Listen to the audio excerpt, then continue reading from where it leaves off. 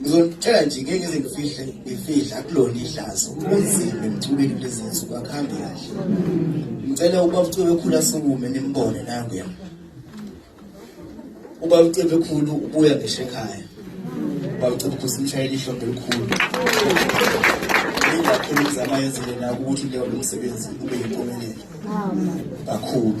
Baningi obhuti phela nabanye abaningi abekho la ngenhlanhlamo enkulu abantu kuyibona futhi abanye bafaka isandla esikhulu lo msebenzi wenzeke bakhona la emva kwami. Ngizoqala ngobhuti ubaba uMcineka.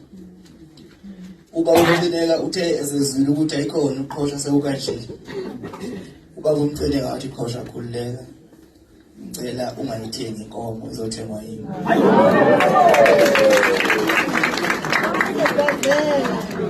Basuka lapho uJumbo esuka le emapondweni anganoma ipolo noma iXhosa fowakanje. uJumbo lo uJumbo wathi qosha ngeke ngivume, wathi ngeke ngivume nje icukuthwane zakho nje lezi ezobezela lapha ngizoyikhava mina.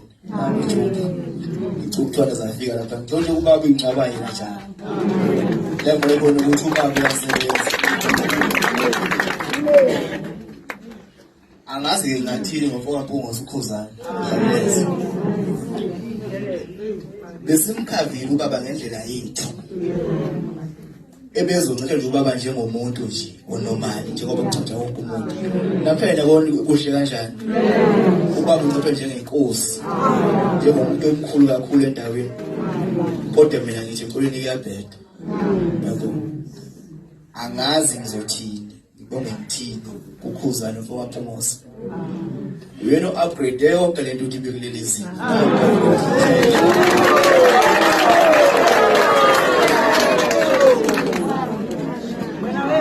Lokho ngithi angikusho nikwazi mphathi waPhumuza ukuthi mina ngiphila nabafowethu ngiqolisa bafisa ukuthi isikhathi senu, kodwa umphathi kumele ulazi iqiniso ukuthi mina njengoba ngiphila nabantu nje mangingekho la eshowe Mlalazi nginabo obhuti engiphila nabo abangithanda kukuhle kubi abafundi abadlala nabo ibhola lapha eqhubini ithi ebhola. Akukho lapho kuphela khona usuku bengangibuzanga ukuthi qhosha kodwa ubaba unjani,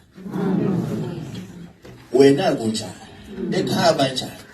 Yabo besazi simuthi sinjani. Kodwa-ke ngibonga kakhulu uthando nakini nonke emphakathi waKwaPhumuza, umphakathi waseshowe uthando elikhombisa. Yabo ngibonga kakhulu abantu empela ngesikhathi esiningi Mama Usihle ukunginakekela kakhulu. Ngibonga kakhulu abafowethu ozitshengisa bakhona basuka lesazi bazongizeka la basakopha mshelo zondi bakhona nokuxoba basuka le ndawo abasuka kuzona noSawoni. Bafowethu siphila impilo eright kakhulu.